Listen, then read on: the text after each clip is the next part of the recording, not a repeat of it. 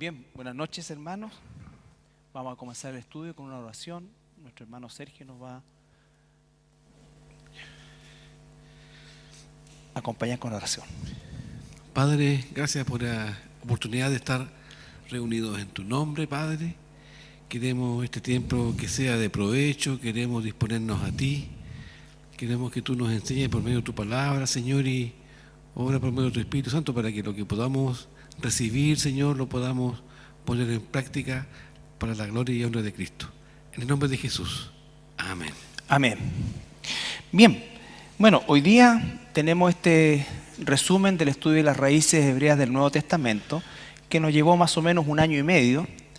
Esta es la menorá, que está recubierta con oro de 24 quilates y está en exhibición en la plaza principal del barrio judío en Jerusalén, y está exhibida, digamos, en un receptáculo con un vidrio antibala, antimisiles, anti todo. Pero se puede ver, y esta es la expresión pública de la decisión o la plena decisión que tienen los israelitas, los judíos, de construir su tercer templo.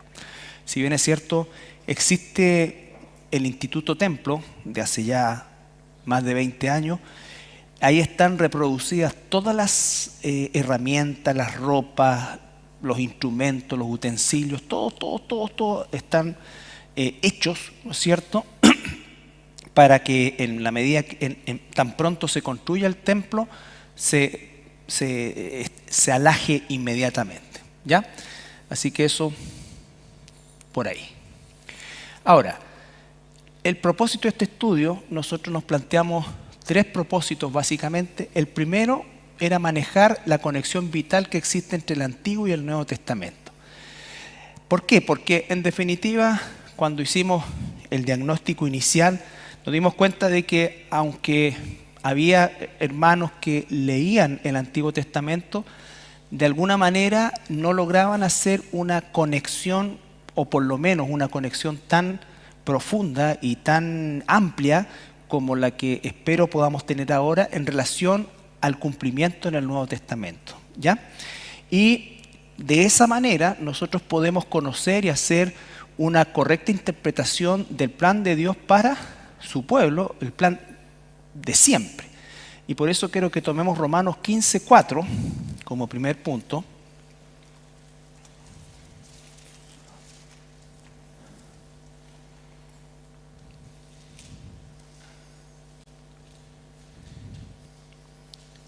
Porque las cosas que se escribieron antes para nuestra enseñanza se escribieron. Primera cosa, una coma.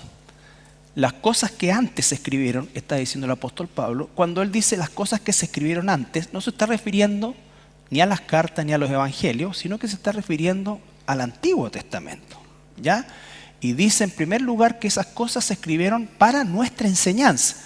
Pablo ya está hablando en la plena época de la iglesia, por así decirlo, ¿no es cierto? Y por lo tanto, lo que la iglesia manejaba como Biblia era el Antiguo Testamento. Cuando los bereanos van a buscar o a investigar si lo que Pablo predicaba era bíblico, por así decirlo en términos actuales nuestros, ellos estaban examinando el Antiguo Testamento.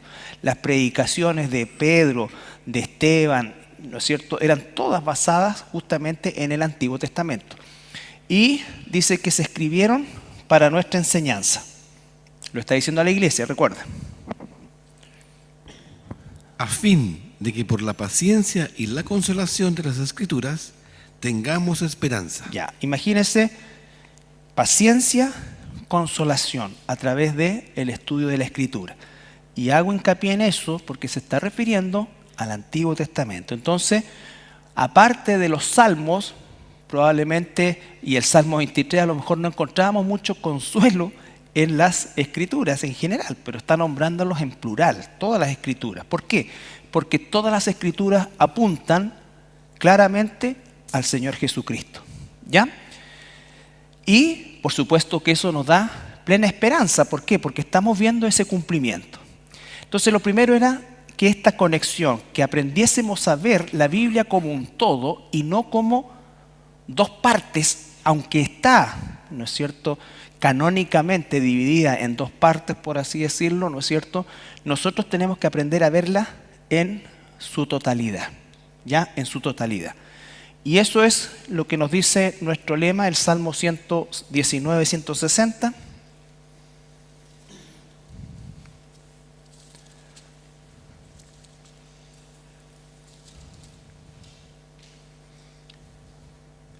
La suma de tu palabra es verdad, y eterno es todo juicio de tu justicia. Ya. La suma de tu palabra es verdad. Nunca se debe hacer una doctrina a partir de un versículo o de un par de versículos.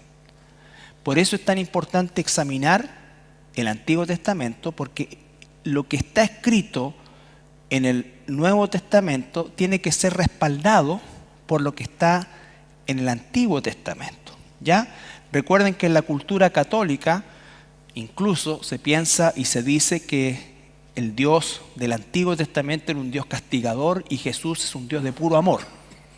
Jesucristo es el mismo ayer, hoy y por los siglos, ¿no es cierto? Y Dios es uno y no cambia. Uno de los atributos de Dios es su inmutabilidad. ¿Ya? Entonces, manejar la conexión, considerar la Biblia como un todo. ¿Ya? Tercero, reconocer a Israel como el pueblo eterno de Dios, siendo nosotros injertados en él, independiente de si tiene algún tipo de raíz judía, lo que sea, pero somos nosotros injertados y el pueblo es Israel. No existen dos entidades separadas, la iglesia e Israel. La iglesia es parte de Israel porque estamos injertados. Ahora, los judíos actuales no lo consideran así. ¿Por qué? Porque ellos están en la misma condición del hijo mayor de la parábola del hijo pródigo, que está endurecido y no acepta que su hermano menor, en este caso, sea reincorporado. Romanos 11, 17, que lo hemos visto los días domingos.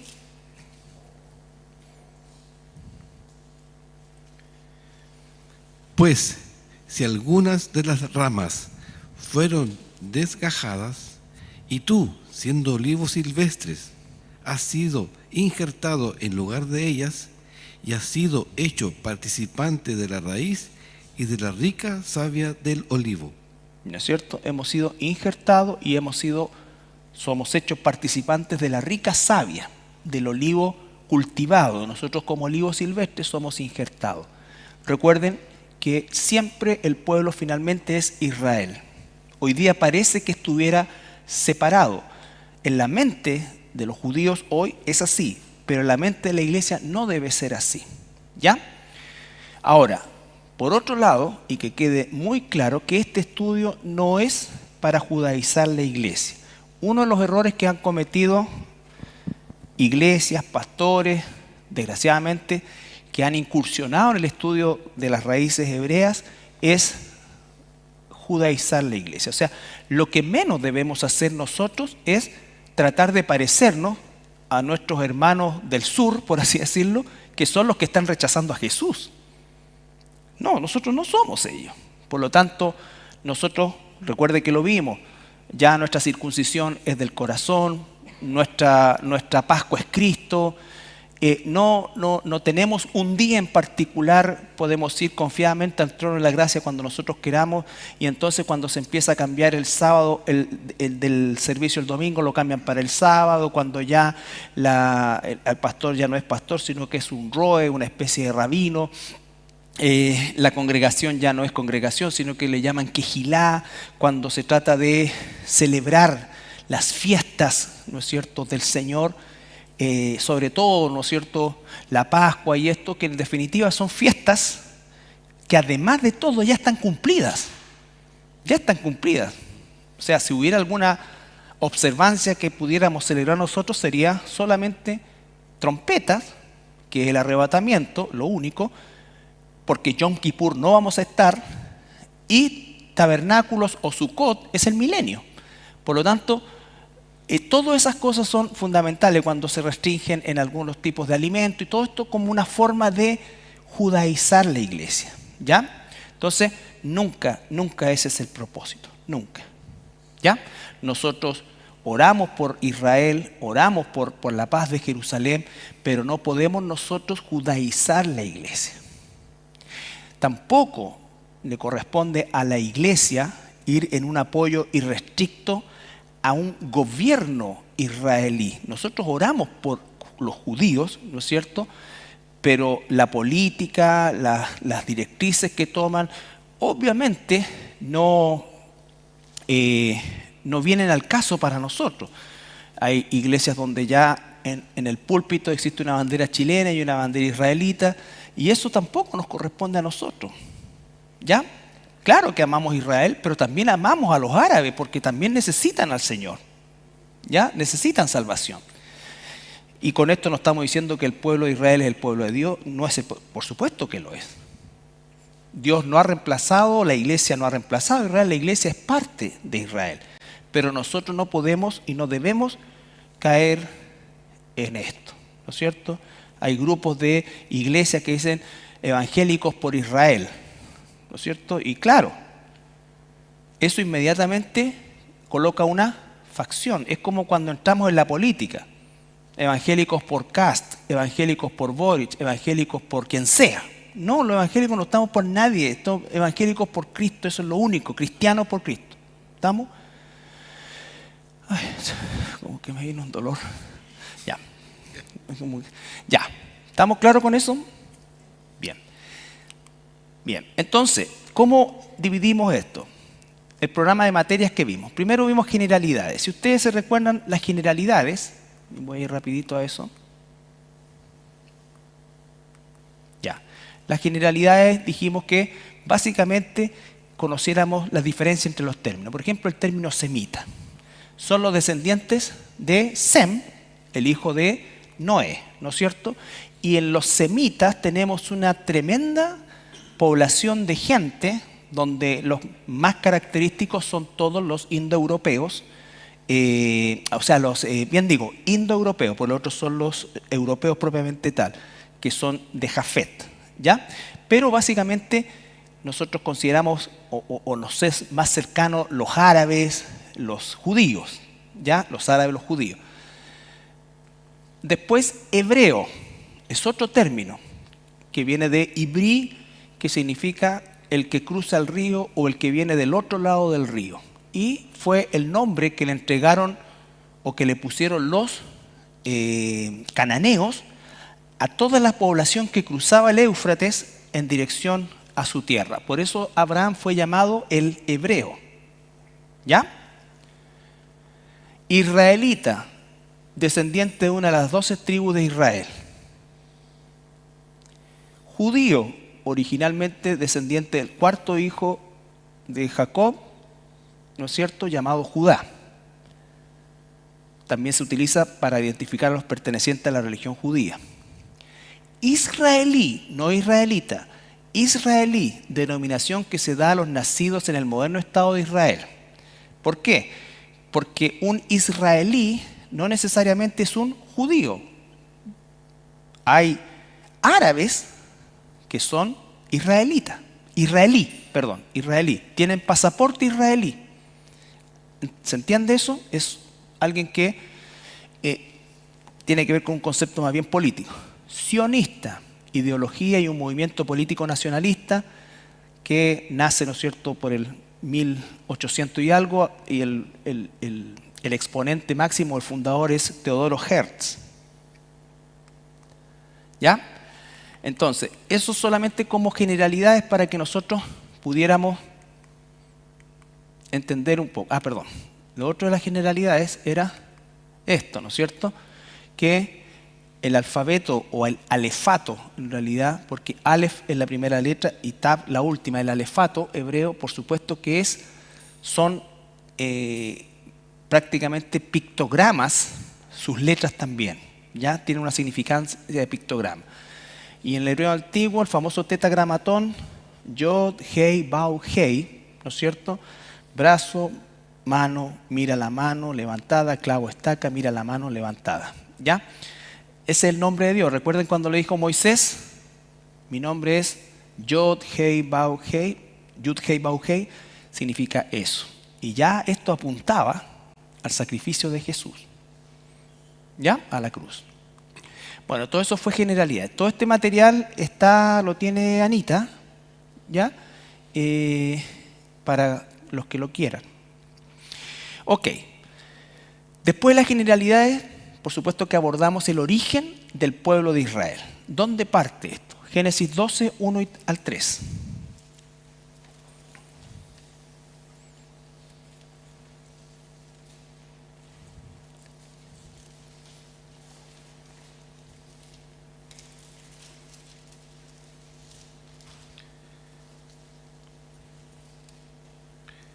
Pero Jehová había dicho a Abraham: vete de tu tierra y de tu parentela y de la casa de tu padre a la tierra que te mostraré. Y haré de ti una nación grande y te bendeciré y engrandeceré tu nombre. Pausa. Y serás bendición. Entonces, lo primero que dice, lo saca de Babilonia, del sur de Babilonia, de Ur, y lo lleva a la tierra de Canaán. Y le dice, haré de ti una gran nación y te bendeciré. ¿Ya? Entonces ahí está la promesa. Está tomando a Abraham. Que Abraham era un mesopotámico, pero fue el primer hebreo, por decirlo de alguna manera. Bendeciré a los que te bendijeren, y a los que te maldijeren, maldeciré. Y serán benditas en ti todas las familias de la tierra. Ya, fíjense toda esa promesa. Bendeciré a los que te bendigan y maldeciré a los que te maldigan. Una iglesia nunca puede ser antisemita, anti-israelita, nunca. ¿Ya? Puede que no te caigan muy bien, puede que a lo mejor conozcas a un judío desagradable. Conozco muchos judíos agradables y otros que no lo son tanto, pero es como pasa con cualquier persona. Pero nunca una iglesia puede levantarse en contra de Israel. En contra de nadie, pero especialmente en contra de Israel. Cuando un pueblo, cuando una nación se va en contra de Israel, esta promesa se activa. Por eso es tan terrible cuando un gobierno decide anular, cortar relaciones, hacer difícil. Eso es peligroso porque hay una bendición y una maldición que están determinadas, ¿no es cierto? Y que en definitiva eso se cumple sí o sí. ¿Ya? Y dice, y haré de ti una gran nación, te bendeciré, bendeciré a los que te bendigan, maldeciré a los que te maldigan, ¿no es cierto? Y ese es el nacimiento de la nación de Israel. Esa es la promesa, de ti voy a hacer una nación. Los patriarcas, ¿no es cierto? Abraham, Isaac y Jacob, los tres patriarcas, y Jacob tiene 12 hijos, ¿no es cierto?, que constituyen las 12 tribus de Israel. Nos saltamos todo el proceso, nacen los hijos de Jacob y después pasa lo que pasa con Josué, entran en Egipto y Josué está por morir. Jacob está por morir, está casi ciego, ¿no es cierto? Y va a bendecir a sus hijos. Y en ese momento, él llama a los hijos de José, llama a los hijos de José y los adopta. Vale decir, a sus nietos los adopta. Los hijos de José los adopta como hijos. Y dice, estos van a ser míos. En vez de Rubén y de Simeón. ¿Ya? Recuerden, Rubén se había involucrado con una concubina, había profanado el lecho de su padre, y Simeón participó en una matanza injusta también. ¿Ya? Entonces, más o menos eso. Los va a bendecir a estos dos nietos, pero que ahora son parte como hijos, y los va a bendecir y produce la Tav, que es la letra que significa pacto, a pesar de que José le dijo, no es así, papá, no, y él le dice, no, así tiene que ser. Y entonces bendice a Efraín, que significa fructífero. Génesis 48, 19.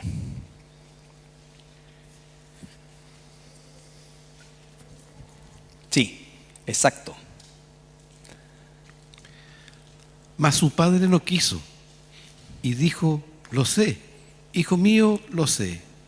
También él vendrá a ser un pueblo y será también engrandecido. Ese es Manasés, ¿no es cierto? Pero su hermano menor será más grande que él. y su descendencia formará multitud de naciones. Ya, multitud de naciones, Melo Agoín, que significa, ¿no es cierto?, multitud de gentiles, multitud de naciones. De Abraham, una nación iba a bendecir a las naciones. De Efraín, una multitud de gente, de gentiles, de naciones. ¿Ya? Ya ahí está profetizado. Entonces, entender esto es súper importante porque en definitiva va a colocar correctamente lo que son las dos casas de Judá y de Israel, las promesas para cada una de ellas, también, ¿no es cierto? Y entender prácticamente todo el Antiguo Testamento y todo lo que va a enseñar Pablo, sobre todo en la carta a los Efesios, Colosenses y Efesios. ¿Ya? Entonces, ¿qué tenemos después? Moisés, 40 años en el desierto, y viene la conquista de la tierra de Canaán por parte de Josué.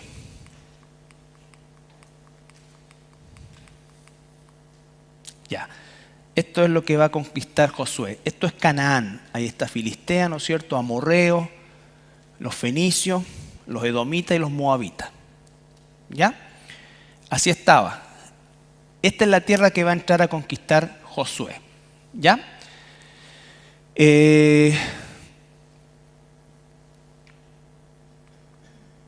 Y va a distribuir Josué los territorios. Van a entrar, van a conquistar, pero no van a conquistar de forma perfecta, porque recuerden que el territorio venía desde el Nilo al Éufrates, ¿ya?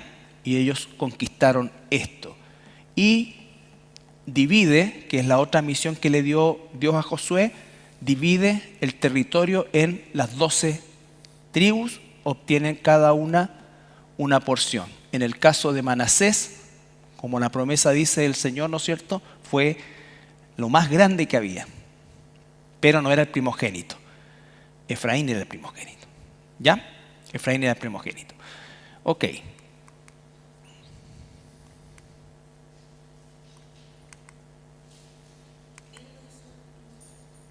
Claro, Jacob le pasó la primogenitura. Recuerda, la primogenitura implicaba la doble porción y además de eso implicaba también el nombre. El nombre. Por eso es que se le va a llamar al reino del norte la casa de Israel. ¿Ya? Josué 1, 1 al 6, por favor, Sergito.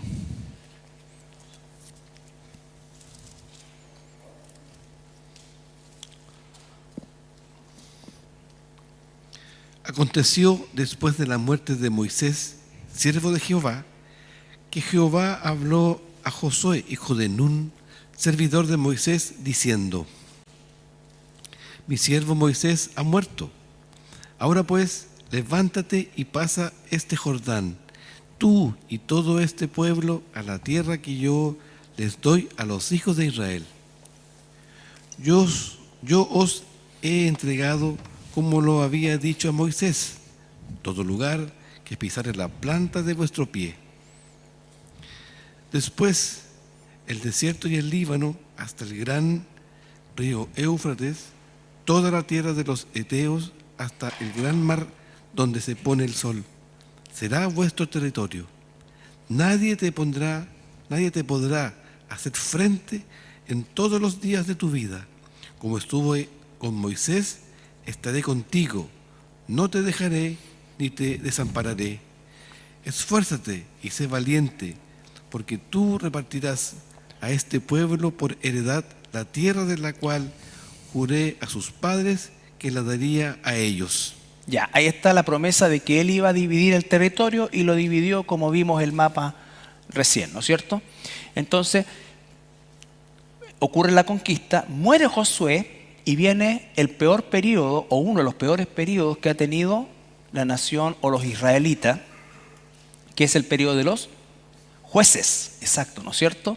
Donde juez, vez tras vez, ¿no es cierto?, coloca jueces, el pueblo se rebela, son castigados, se vuelven a arrepentir, vuelve a mandar un juez y así sucesivamente, hasta que llegamos al profeta Samuel, que ejerció el rol de juez y profeta a la vez. Y cuando Samuel ya está envejecido, el pueblo empieza a pedir un rey, ¿no es cierto? Y el Señor le dice, haz lo que ellos te dicen porque no te han rechazado a ti, me han rechazado a mí. De hecho, el primer rey de Israel es el rey Shaul, se llama igual que Pablo, ¿ya? ¿Y de qué casa era o de qué tribu era Saúl?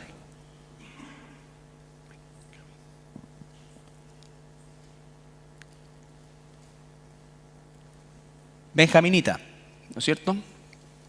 De la tribu de Benjamín. ¿De dónde tenían que venir los reyes?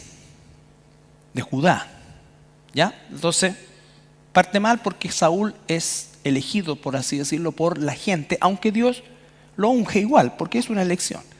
Sin embargo, pasa todo lo que pasa y viene el reinado de David, ¿ya? David es quien le da asienta el reino y le da la fuerza para que cuando surge Salomón se encuentra con un reino fuerte, unido, establecido, ¿ya?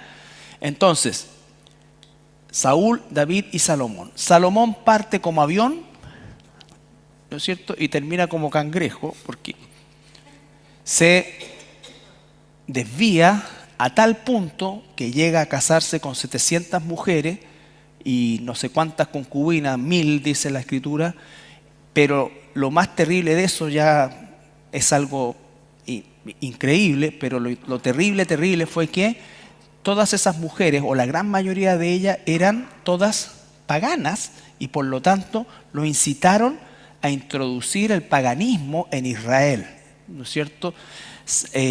Salomón participó sin duda alguna de sacrificios al Dios, al peor de todos de los ídolos, que era el Moloc, que pedía el sacrificio del primogénito. Entonces todas esas cosas están ahí y esto produce ¿qué cosa? Que Dios castigue y enjuicie, haga caer juicio sobre Israel. Pero le dice, no va a ser durante tu reinado, sino que durante el reinado de tu hijo. ¿Ya? Hay varias profecías que se dan entre medio, entre ese profeta, ¿cómo se llama? El que rompe los 10 pedazos, el manto nuevo. Bueno, no importa, son más de las 8, así que estamos. ¿Ya? Entonces le dice, va a ser dividido el reino. Ese es el castigo que le va a dar. Según de Samuel 5,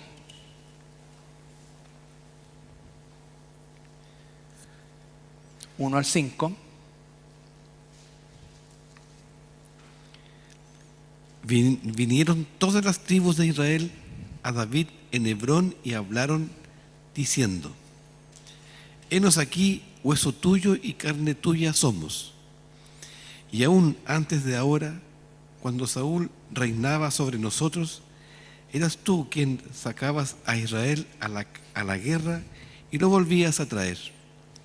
Además, Jehová te ha dicho: tú apacentarás a mi pueblo Israel, y tú serás príncipe sobre Israel. Vinieron pues todos los ancianos de Israel al rey en Hebrón, y el rey David hizo pacto con ellos en Hebrón delante de Jehová, y ungieron a David por rey sobre Israel. Era David de 30 años cuando comenzó a reinar, y reinó 40 años. En Hebrón reinó sobre Judá 7 años y 6 meses, y en Jerusalén reinó 33 años sobre todo Israel y Judá. Ya. Eso está hablando justamente cuando David asume y afirma el reino. El periodo de David es un periodo netamente de guerras, muchas guerras, ¿ya? Pero finalmente todo eso produce que Salomón se encuentre con un periodo pleno de paz. De hecho, el nombre Salomón es Shlomo, significa paz, ¿no es cierto? De ahí viene Shalom. Pero como dijimos, finalmente cae en idolatría. Dios va a establecer la caída o la división del reino y entonces se va a dividir el reino. Y vamos a encontrarnos con este cuadro. Ese fue el cuadro original, así entró Josué, así lo repartió Josué, así se mantuvo durante el tiempo de los reyes, pero cuando muere Salomón se produce esto. ¿Recuerdan ustedes cuál fue la causa de la división? ¿Recuerdan cómo se llamaba el hijo de Salomón? Roboam, ¿no es cierto? Roboam, hijo de Salomón.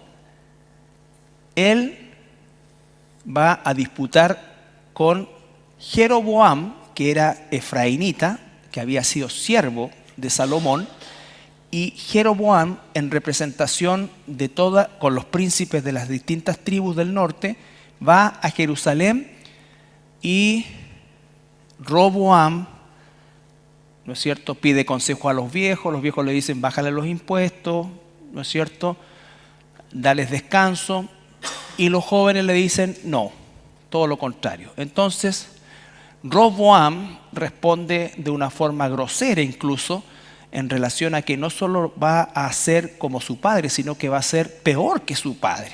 Y en ese momento Jeroboam le dice a los príncipes de las tribus del norte que tenemos que ver nosotros con el hijo de Isaí, nos vamos, ¿ya?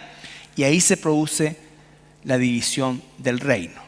El reino del norte va a establecer su capital en Samaria y el reino del sur en Jerusalén. Judá va a envolver a la tribu de Benjamín, a la gran mayoría de los levitas. Esa va a ser la casa de Judá. Y la casa de Israel o la casa de Efraín o el reino del norte va a tener las 10 tribus restantes. Recuerde que Leví no se cuenta como tribu propiamente tal, ¿ya? Porque no tenía un territorio específico. Eso es lo que va a pasar, y esto es sumamente importante, porque recuerden, Efraín, ¿cuál era la promesa para Efraín? Multitud de naciones, correcto. ¿Cómo se va a generar, cómo se va a cumplir esa promesa? Ahora lo vamos a ver.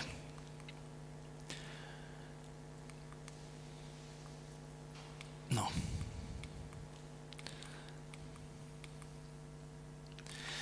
¿Qué va a pasar? El reino del norte va a tener 21 reyes, más o menos, ¿ya? Fíjense ustedes, los reyes del norte. Jeroboam, malo; Rabat, malo, malo, malo, malísimo, lo peor, malo, malo, malo, malo, malo, malo, malo, malo, malo, malo, malo, malo, todos malos. O sea, un desastre. ¿Ya? Estos se volvieron tan idólatras, habían perdido todo. De hecho, lo primero que hace Jeroboam, recuerdan ustedes, para que al principio de la división, para que los de las tribus del norte, para las temporadas de las fiestas, como la Pascua, el Pentecostés, no bajaran a Jerusalén, él instaló un altar en Betel y un altar en Dan. Cambió las fechas de las fiestas y inventó un sacerdocio propio, y acá estableció 2 altares de becerros donde se sacrificaban. ¿Ya? Yo tuve la oportunidad de estar en el de Dan. Entonces, imagínense el desastre acá. Después tenemos el reino del sur, malo, bueno, bueno, malo, malo, diabólico, malo, malo, malo, bueno, malvado, el mejor, lo peor, lo peor, lo peor, lo peor. Entonces, en resumen, los del sur, algunos medios se salvaron, ¿ya? Algunos medios se salvaron. Pero, en general, la administración, tanto del norte como del sur, fue mala, ¿ya? Ahora, perdón, tengo que volver arriba.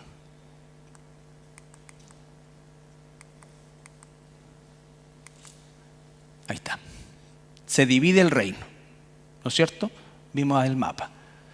Ahora, el reino del norte es conquistado por Asiria, que los dispersa, los asimila y se desintegran como pueblo finalmente. Pierden su identidad completamente. Pierden su identidad. Segunda de Reyes 17, 5, 6.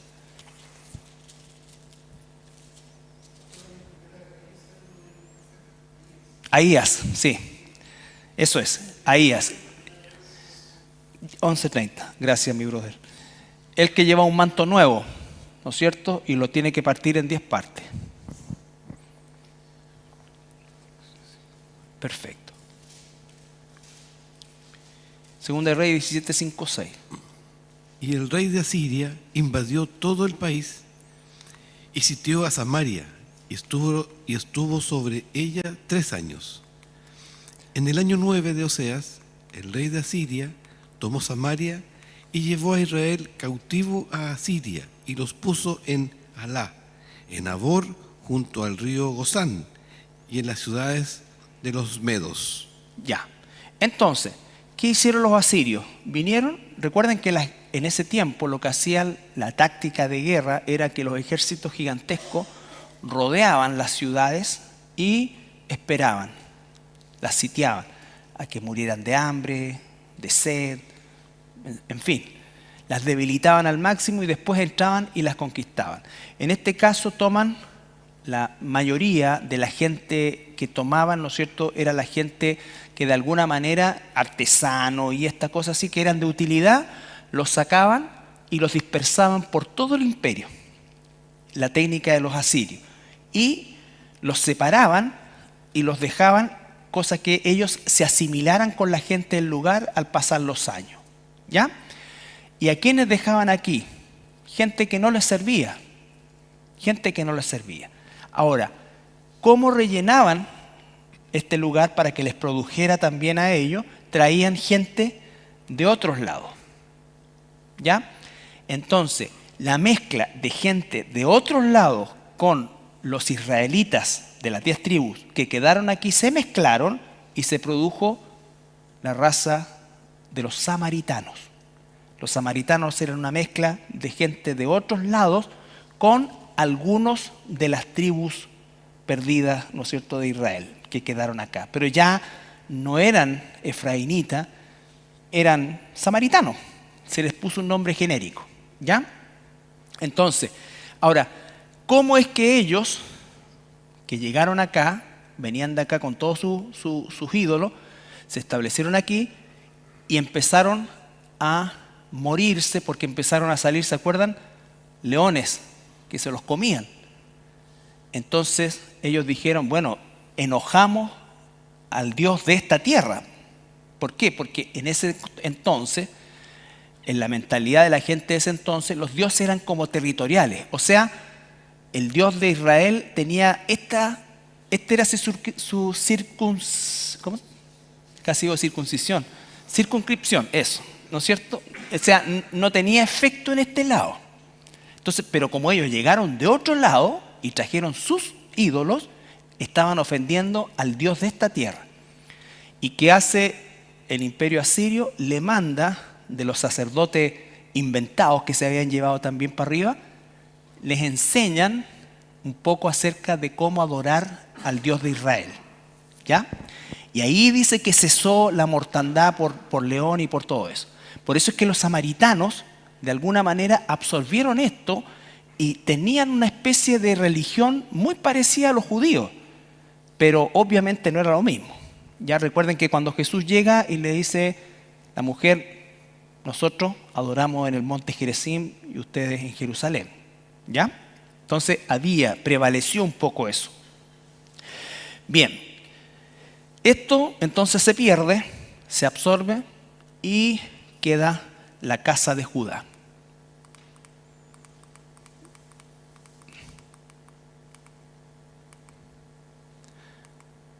La casa de Judá. Cae el reino del norte, se asimila y después cae el reino del sur, cautivo por los babilonios. Segunda de Reyes 25, 1 hasta como el 3 nomás.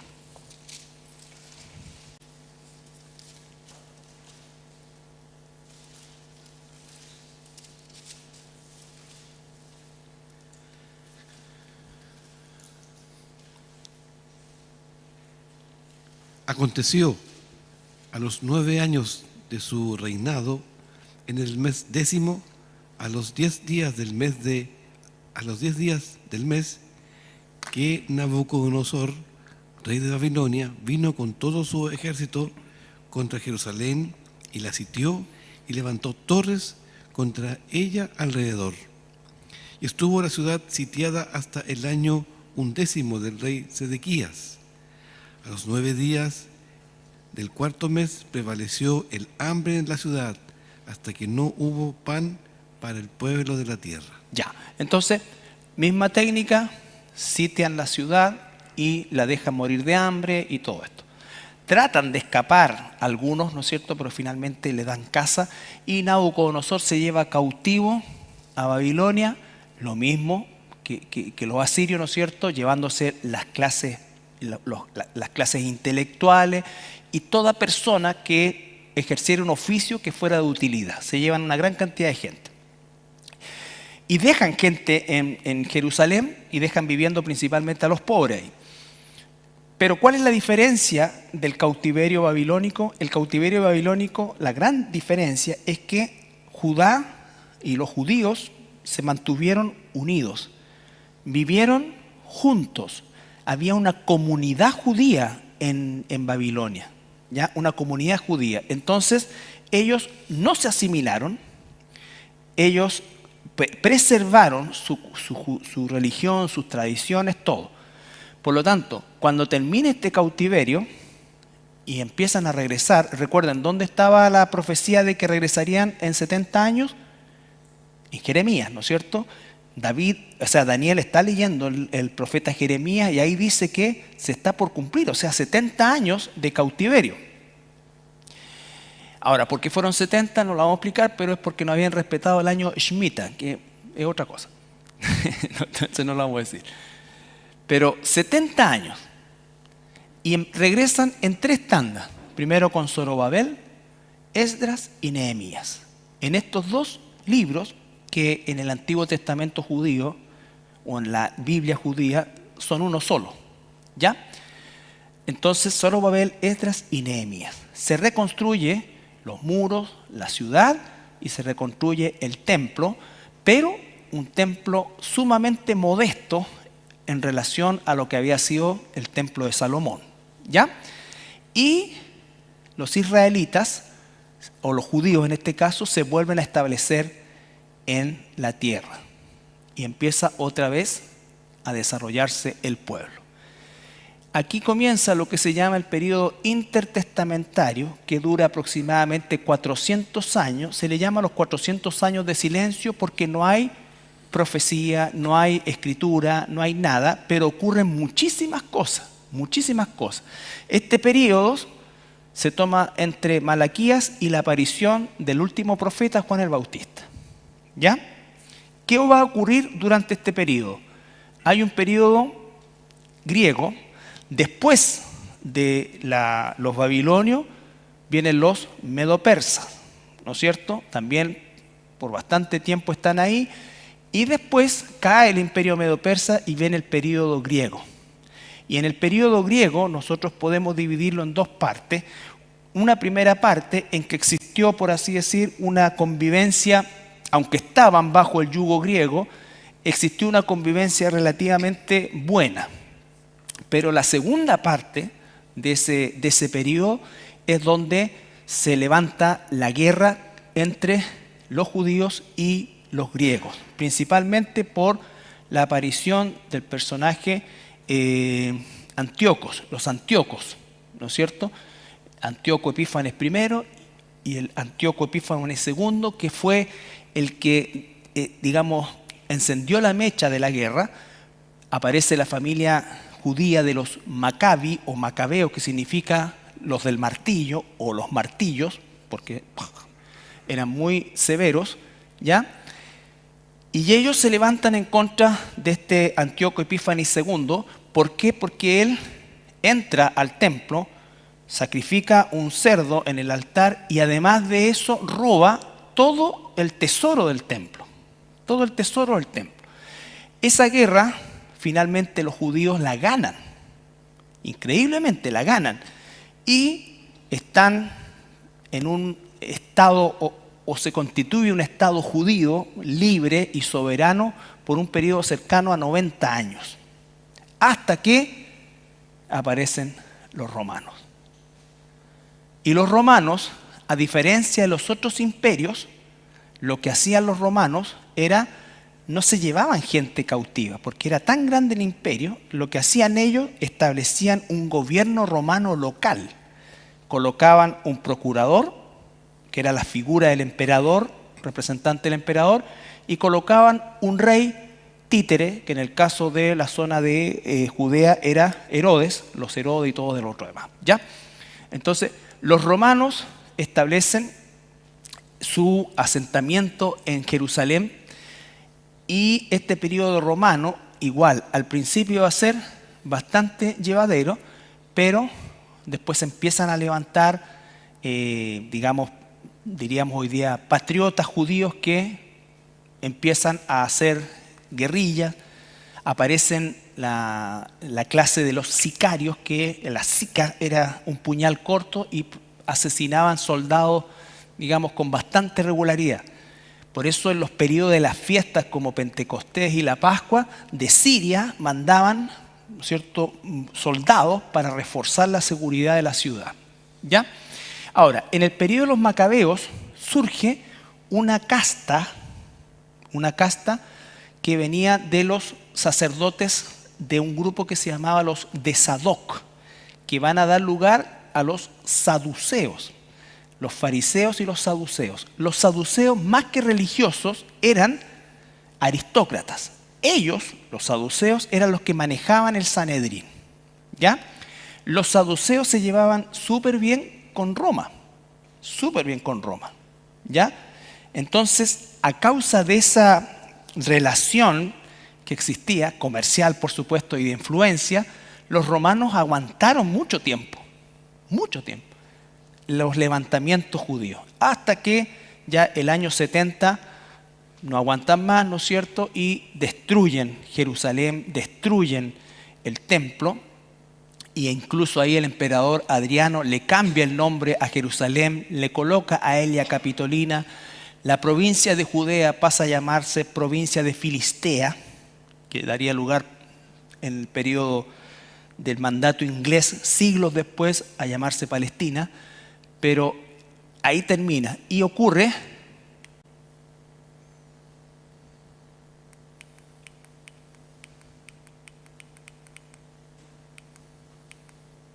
la diáspora. El año 135 termina la guerra entre los judíos y los romanos y ocurre la diáspora y se distribuyen los judíos en todo el mundo. Los que van a regresar posteriormente van a ser principalmente de la Europa oriental, que son los askenazí, ¿ya? Y los de la península ibérica, norte de África y Turquía, que son los sefardíes. Los sefardíes. Recuerde que la península ibérica en la Biblia se le llama Sefarad, por eso que se llama judíos sefardíes. Así queda. Y ahí el pueblo se dispersa completamente, los judíos, ahora ya, por todas partes. Pero la diferencia con las tribus del norte, que ya hace siglos se habían dispersado, asimilado y perdido, las comunidades judías mantuvieron su religión, su tradición. ¿Ya?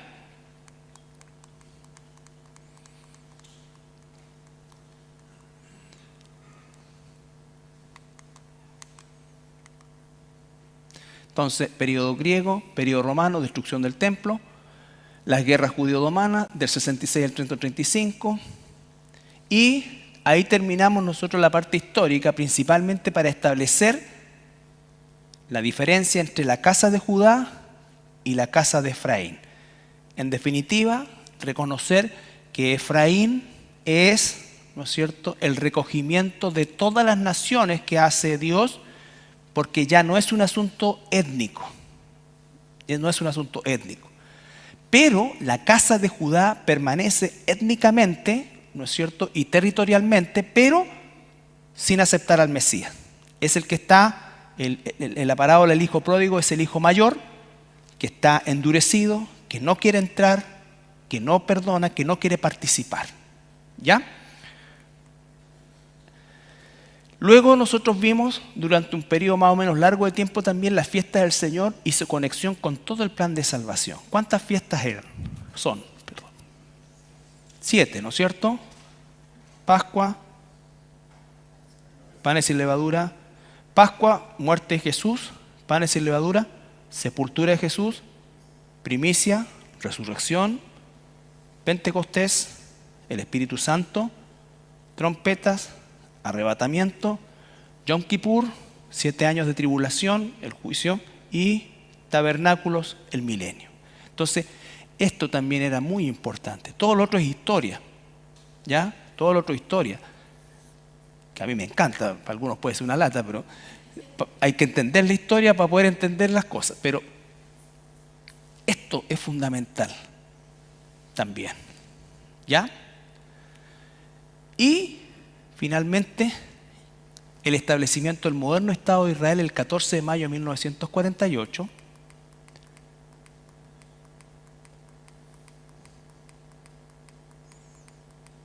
Ahí está. En Isaías 66, 8 al 11 se profetiza esto. Recuerde, en el momento en que se funda el Estado de Israel en un día, ocurre en el periodo más difícil de la historia de los judíos. Vienen saliendo del Holocausto, han muerto por lo menos 6 millones de ellos, están absolutamente desposeídos de todo, y en estas condiciones, para la gloria de Dios, porque siempre es para la gloria de Dios, ¿no es cierto? Dios hace que se forme esta nación.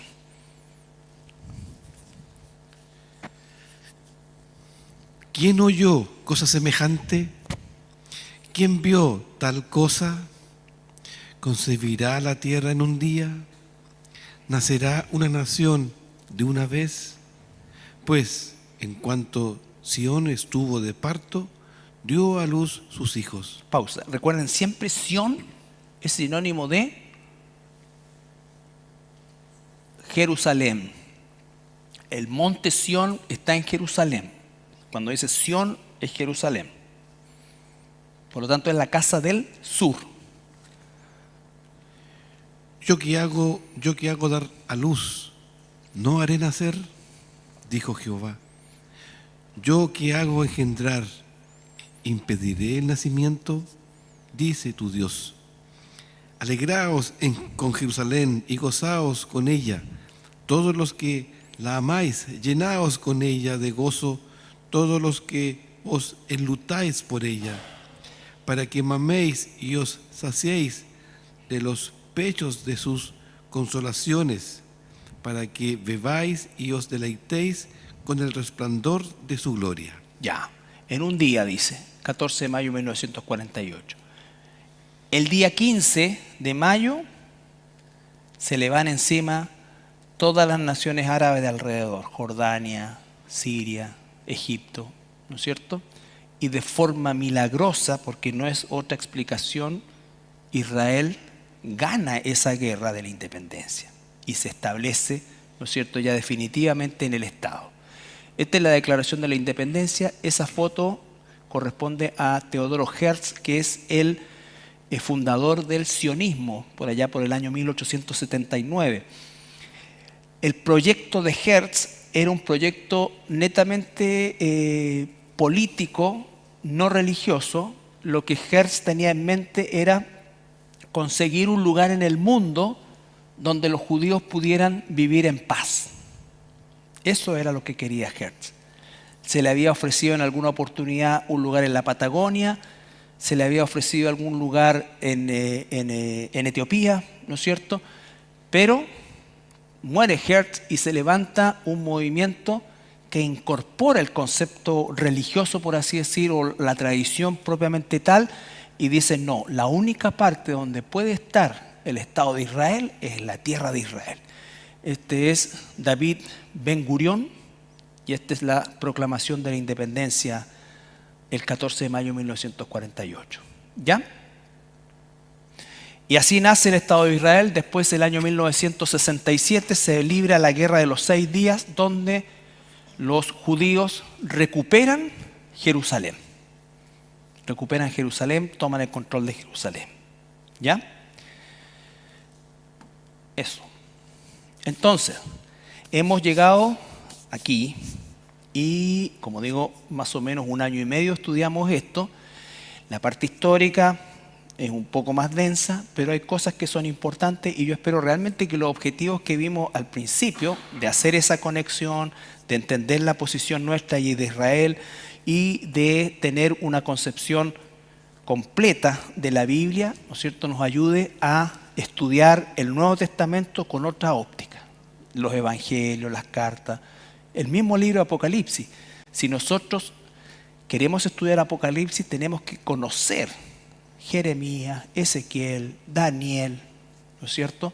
Porque ahí está la base de la interpretación de Apocalipsis. Cuando dicen que Apocalipsis es un libro alegórico que tiene muchos signos, no es así.